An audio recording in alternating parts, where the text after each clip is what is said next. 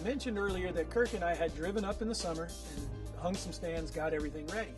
So what we decided to do was, we only have one camera and there's two of us, but we got 10 days to hunt. So we're going to take the first day and the two of us are going to separate.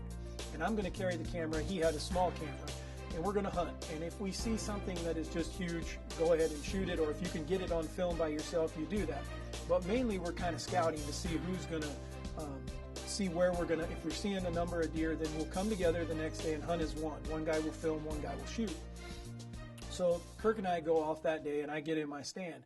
And, you know, I had one of the best whitetail deer days I've ever had. I think I mentioned before that I was looking at this as I'm not going to see any deer. If I see anything, it's going to be a huge one. It was exact opposite. I think I saw 12 different bucks this day, and almost every single buck came within 15 yards of my stand. Well, I almost got it done, meaning I got a Pope and Young buck that comes right by, comes at 15 yards, 16 yards.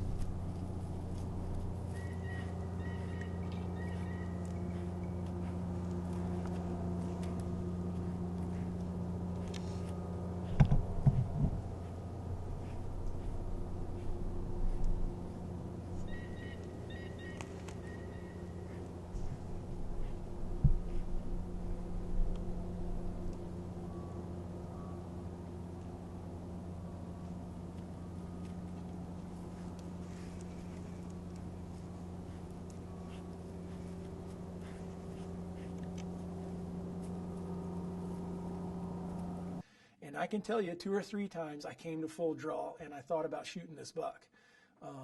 But I was running that camera by myself, and it just made me leery that, boy, if I, let go and I don't get it on film, I've lost my tag. So I elected to pass on this deer. And got back to camp that night. Kurt's like, "You're crazy, you should have been shooting that." I said, "I would, but I was thinking we got enough days, we'll come together." So we got another spot that we're planning on going to the next day, kind of let where I was kind of cool down. I don't want to leave too much scent and stuff. So we're pretty excited. We're going into a new spot down along a swamp that we had hung the stand earlier in the season. So just have to see if we can get this done down there.